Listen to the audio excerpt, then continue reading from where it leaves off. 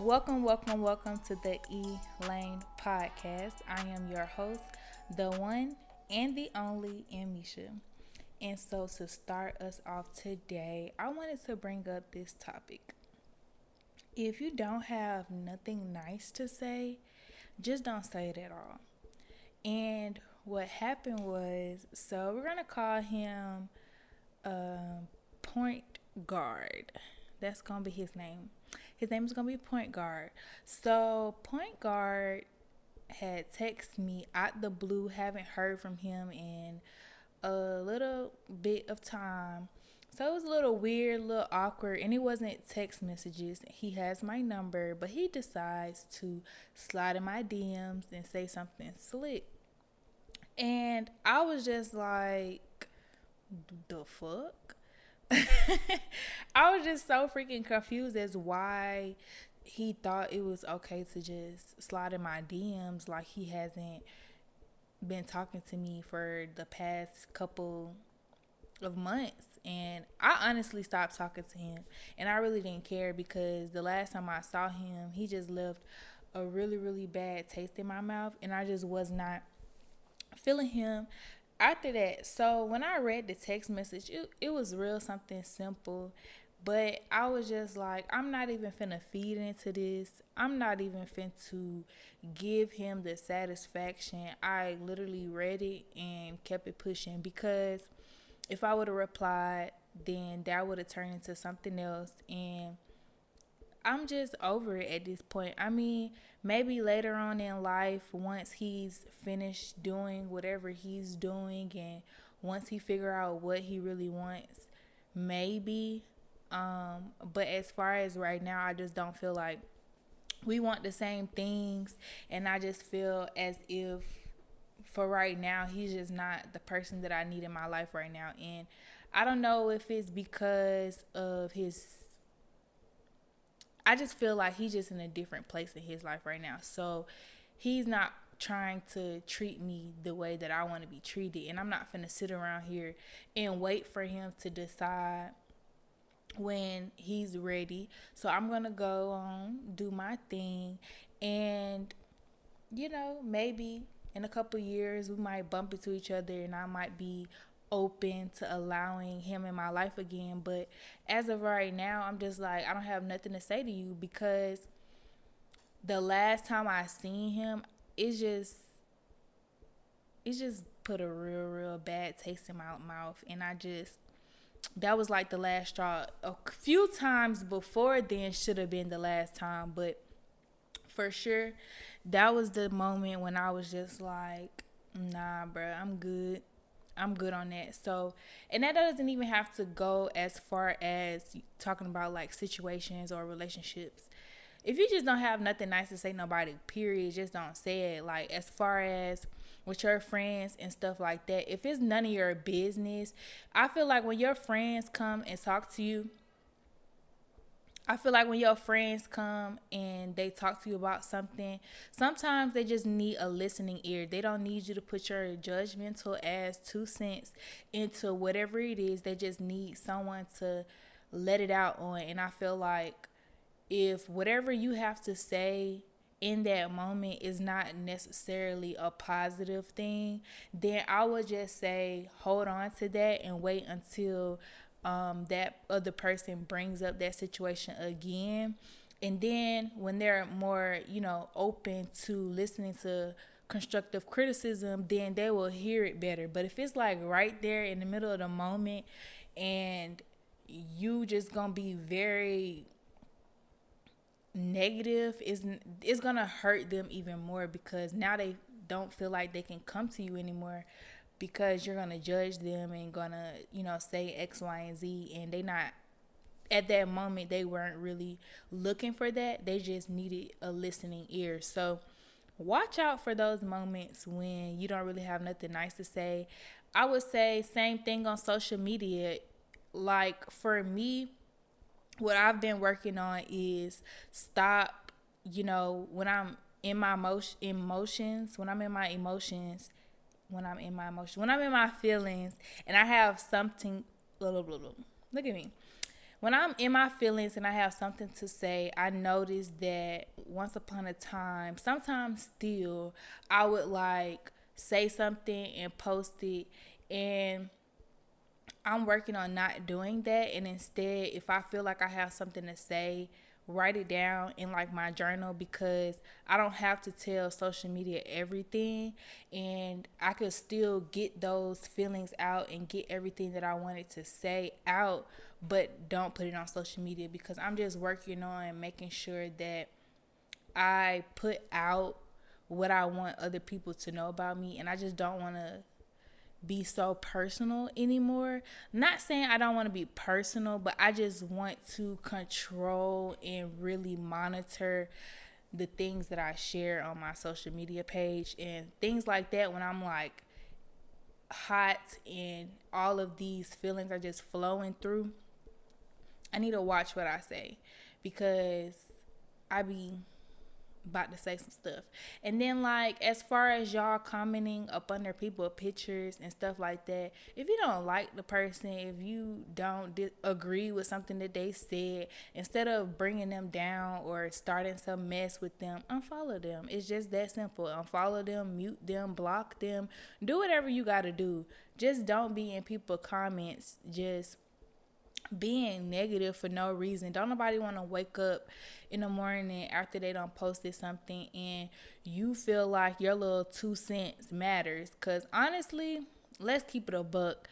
These people don't really care about y'all, and y'all sitting here taking time out of your day to be negative towards somebody who don't even know your name, don't even know what you look like, never met you. And I just find it weird that people like to comment, regardless if you know the person personally or not. Why do you take the time out to say something negative? I feel like we need to just learn how to. If you ain't got nothing nice to say, don't say it at all. Okay, so the next topic for today, I need to tell y'all about Sallie Mae. If you had to take out student loans through Sallie Mae, then you probably understand my struggle. So first of all, Sallie Mae got me all the way bent. They increased my monthly payment because I just recently graduated, right? And I'm like, hold on, wait a minute. Y'all, I'm paying more than double than what I was paying at first while I was in school. And so when I noticed the change in my little bill statement or whatever, I called them just to see what's up, because I forgot that they had said that after you graduate, the price is going to change and all this other stuff.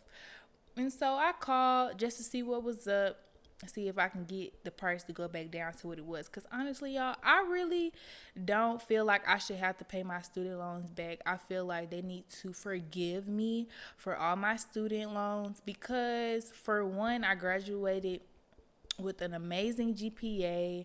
I was a Hope and Pell Grant recipient. So why the fuck do I gotta pay, child? And these are loans that I took out my freshman year in college. So, yeah.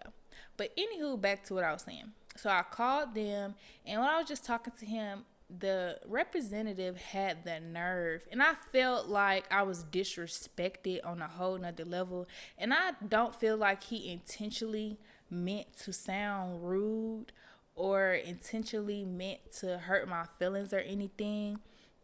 But it really made me feel some type of way, because this man was like, did you really graduate, or did you just stop going to school? And I was just like, yes, I graduated. And he was like, oh, okay, so when did you graduate? And I told him May 6th. And he was like, okay. And I was just like, bruh, you could have just asked me what day was graduation instead of asking me did I actually graduated. I don't feel like people who didn't graduate goes around telling people that they graduated from college. They just would say, I no longer attend this university anymore or something like that. They wouldn't say I'm a graduate. I just felt like that was so lame and so disrespectful, because no, I'm a graduate and I earned it. So don't try people like that. That's so rude. That is so freaking rude. So yeah, I'm just over Sallie Mae and everything because I just feel like if Biden is pushing back the federal student loans, the private student loans need to be pushed back as well. I don't understand why y'all not helping students out. And this is another point that I wanted to make, and I'm glad I thought about this. I don't know why they feel like every single graduate walks out of graduation with a job offer already ready for them, already making X amount of dollars a year as soon as they finish graduation. Every student story is not like that. So I don't feel like it's fair for you guys to charge recent graduates this extended amount per month to pay back their student loans when they don't even make enough money on every week at their regular job to pay their own bills outside of that, on top of that, and then just living life, period. I just feel like y'all don't care. It's all about the money. And I'll talk more about this later because I'm very passionate about it, and I just feel like I have a lot to say about how students are not really treated well in 4-year colleges or 2-year college. I just feel like they don't really assist the people who really need the assistance. So I'm just gonna leave it at that. And so I just wanted to continue to talk about school because I got a lot to get off my chest because it was a lot that I didn't want to say publicly at that time. But now I feel like after graduation, I have created a platform for myself to where I can be able to speak my truth. And I'm not trying to be nasty or bash any university or institution or whatever like that. But I just feel like it's a lot of things that we need to work on moving forward for the next generation coming. I have so many ideas and so much insight that I feel like I can contribute to making the college experience a little bit better. So graduation has came, and now I'm entering into this next phase of my life. And I was talking to another recent graduate. Shout out to you, girl. And she was telling me about this thing called post-grad depression, or I think it's another term for it, but it's basically post-grad depression. And I was just telling her how I felt because a lot of people kept saying, like, how does it feel to be a graduate? And, like, to me, it just feels like another day. It just feels like another week, another month. I just don't have to attend class. And it's like I constantly feel like I'm not doing something. I constantly feel like it's something that I need to be doing. I feel when I'm relaxed, I feel like, why am I relaxing? I need to find something to do. I need to be productive. And she was just saying that's basically what it is. Like college, after you graduate from college, it's kind of like you feel the pressure to be at this certain point or whatever. And I am truly feeling that. I don't feel like I'm not doing anything because I definitely have been putting in the work, but I just feel like I'm not doing enough. And when I am taking time for myself, I feel bad, and I'm just like, I need to get up and I need to do something. So if you're experiencing post-grad depression, I feel your pain. I'm here with you, and we're going to get through this next phase of our life and continue to move forward and eventually feel better and not be in this funk, because I just been in a really, really bad funk, and I've been trying to get myself out of it. That's why, I got up today and I was like, Misha, you know what you want to do, you know where you want to go, so I need to get up and get it done. So that's what I've been doing. For about a couple weeks now, and I'm just so excited, and I got some new equipment, so I'm going to be recording more and doing more things. So y'all just continue on and help me through this little post-grad depression.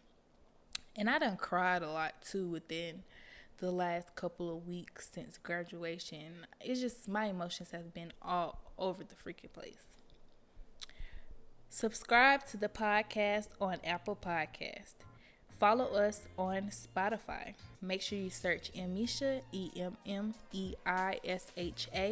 and the Elaine podcast will come up. Also, if you're listening on Apple Podcasts, make sure you give us 5 stars and leave a review. Let's talk about it. Open communication about sexuality in households. I feel as if we need to be more open to discussing sexuality and sex in the household. Me personally, I didn't really learn about sex except for don't do it or you're going to get in trouble. Or you need to wait till you're married and God don't like that and God's not going to bless you and all this other stuff that I was taught. Just basically the sex talk was don't do it. And as far as being open to, being sexual with the same sex, that's definitely was a no-no in my household. And although it's now being more accepted, I would say in my household, it's still that type of pressure where it's like a man and a woman. It's not woman, man and man. They still don't play that, but I feel like my parents are allowing me and my siblings to explore and for ourselves and figure out what we like for ourselves, but we just don't necessarily talk about it. But I feel like you should be able to come to your parents and discuss with your parents how you are feeling, what it is that you're going through mentally, spiritually, emotionally. If you're having certain type of feelings, regardless if it's to the same sex or not, I feel like you should be able to express those feelings. And yeah, so for me, I feel like we definitely need to create more open environments for children to be able to express themselves and to be honest, because I feel like when people feel like they can't be themselves, then they try to create this certain type of persona and they start to make people believe that they are this way when really deep down inside they are another. And I just want everybody to be able to be free in their own homes. I feel like it feels terrible to be able to wake up in your own house and you feel like you can't be yourself and you gotta hide from how you really feel and hide from who you really are. So if you're listening and you haven't had the chance to have the conversation with your parents, just talk to them and just pull them to the side and say, hey, I want to have a discussion about sex and sexuality, and just see what they say. If they're not open to it, don't push them. And I suggest that you reach out to a therapist and get a therapist that you can talk to and that you feel comfortable with, because I don't want you to bottle those emotions up and then later on in life be having to deal with all of that at once. So I'm just going to leave that at that, and we're going to talk about something else. So I wanted to talk about, I'm in the process of, applying to new places and trying to land positions in the entertainment industry. And I just thought about this, like, someone had came up to me and they was just like, have you thought about doing internships? And I was just like, sure, as long as I get paid.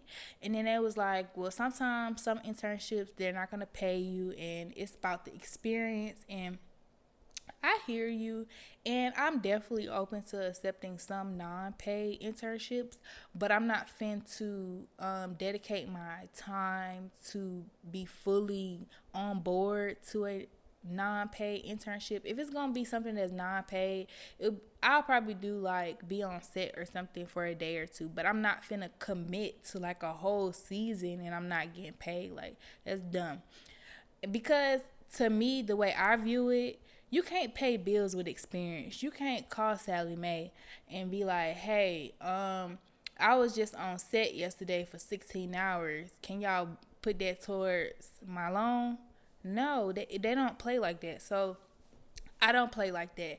If I am going to be somewhere and I'm going to be giving 100% of my ability and my skill set and my talent, I feel like I should be getting compensated for it. Now, I do understand that this is the period of my life where this is my entry level of my career. So I'm not expecting thousands of dollars. I'm not expecting the most. However, I do understand the game, and I'm telling you, my professors have told me the way to go, and I don't have to accept less for myself. So when everybody keep talking about, oh, you just need to do stuff for the experience, no, I don't, because I could have experience and be getting paid at the same time. Okay, so that's just my opinion. Visit www.theelanebrand.com. Shop our store. We have bundles, wigs, and lashes. If you need to contact customer service, please email shop@theelanebrand.com.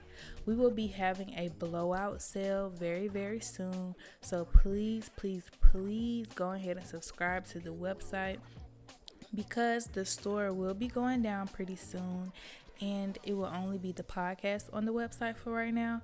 So if you want to get your bundles, wigs, and lashes, go ahead and put your order in and sit tight for those blowout coupons. Okay, make sure you follow us at the Elaine Brand on Instagram as well.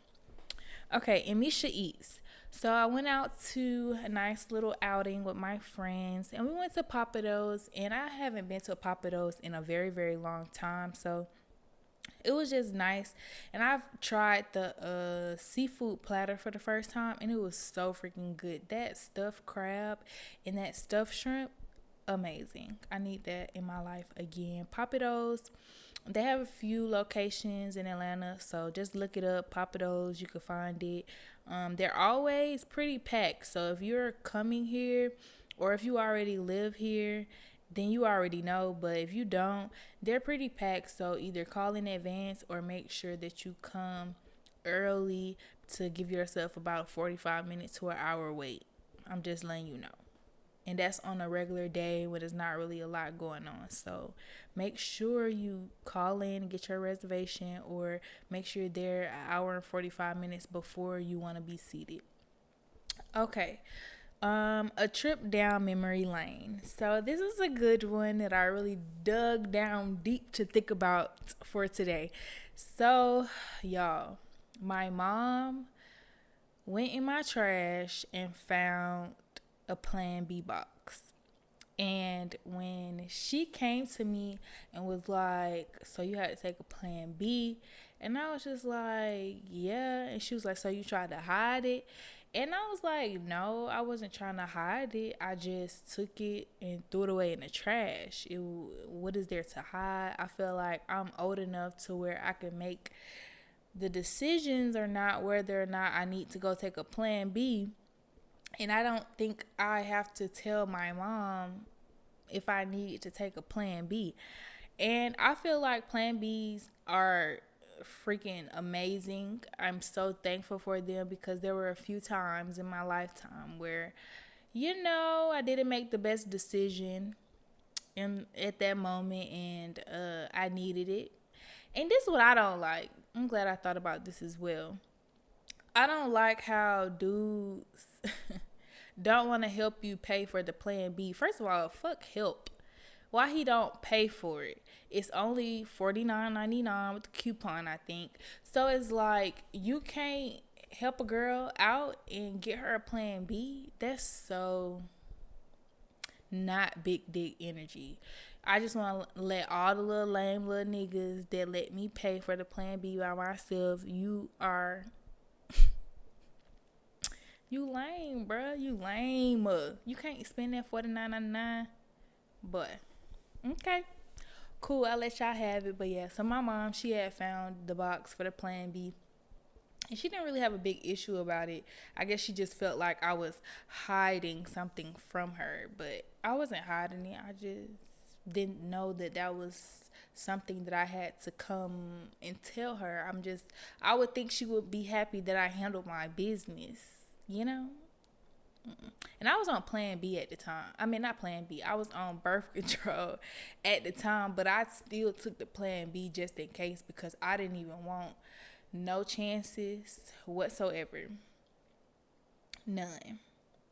Okay, so if you want to call into the show, you will be able to do so.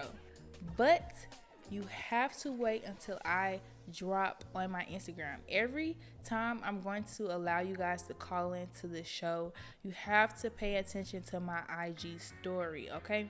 Because that's when I'm going to drop call in. And those are the only times that you're going to be able to call in when I drop it on IG. Other than that, I'm going to shut the phone lines off and you can't call me. If you don't want to call me, then you can email me, theelanebrand@gmail.com, and make sure you put email Emmeisha in the subject line so that I can know that it is an advice letter for the show. And so you won't get like mixed in with like the other emails and stuff. So yes, and when you call up here, make sure that you promote your business, shout out your friend or family member, or ask for advice. Okay, Emmeisha's playlist for today includes Sweetie, Fast Motion. Okay, we got Bella Porsche, Build a Bitch. And we got Her, Come Through, featuring Chris Brown. I can't believe I messed up his name. Her, Come Through, featuring Her, Come Through. I can't talk today. Let me drink me something. Oh, it looks like I'm getting a notification again. Her, Come Through, featuring Chris Brown. Okay. Ask Misha. So I want to make the record straight here. When people ask me, who am I? Who are you? I want you to think about that question. Are you asking me, who am I, or what do I do for a living? Because who I am and what I do is two different things. And as far as who I am a child of God. I am just me in itself, nothing more, nothing less. I had read a book that I talked about a long time ago when I was just doing the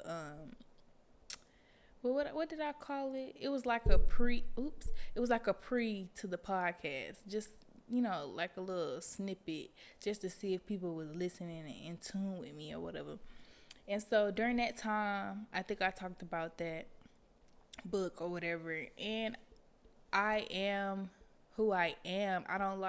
It's not really a thing or that I can say, but what I can say is and it's a difference between who I am and what I do. And I am a producer, director, okay? That's what I am a host, okay? That's what I do. I produce, direct, host. I could be an editor if you need me to. I'm an author. My book, stay tuned for that. But yeah, so it's like when you ask me who am I, and I just pray that once this podcast started to pick up and everything, and I started to do more things, I don't want that moment for somebody to be like, who the fuck she thinks she is, or who the fuck is that? Like, who knows her? Who is her? Let me tell you who her is.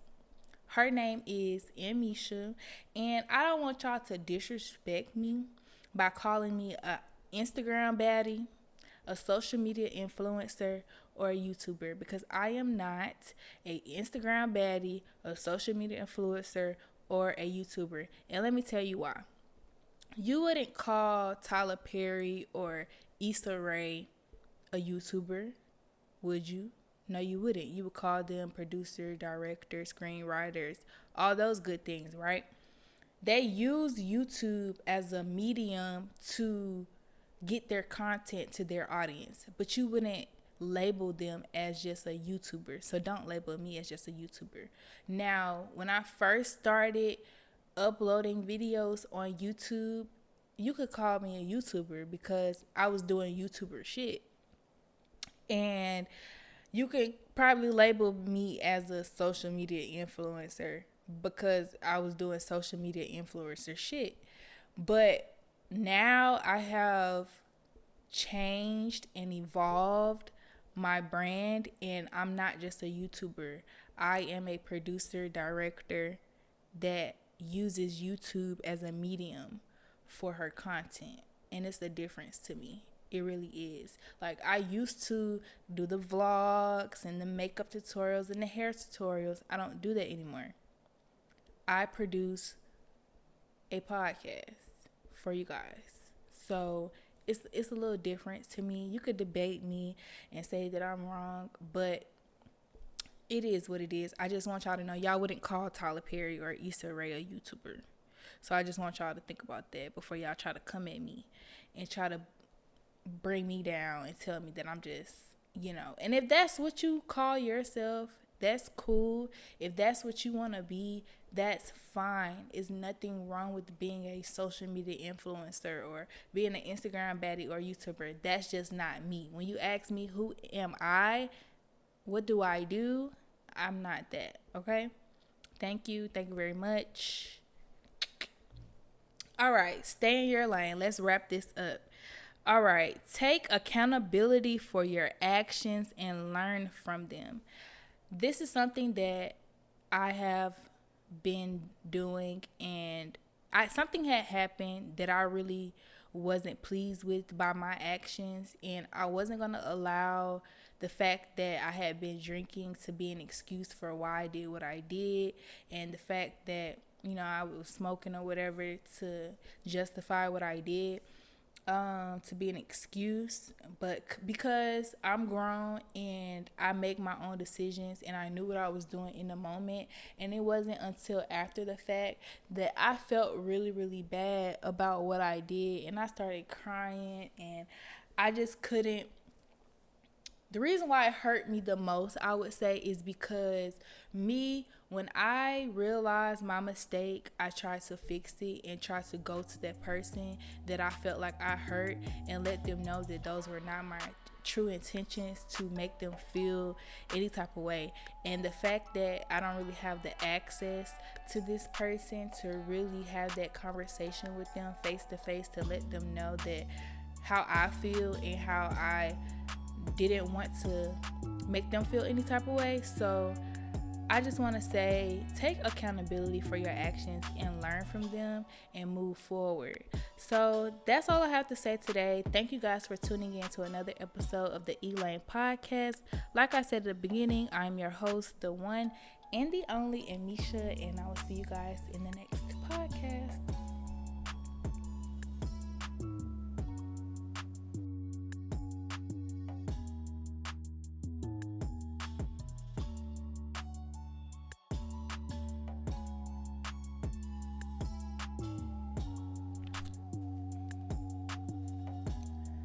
Make sure I look good. Make sure I sound good. But I think I look pretty decent. Okay.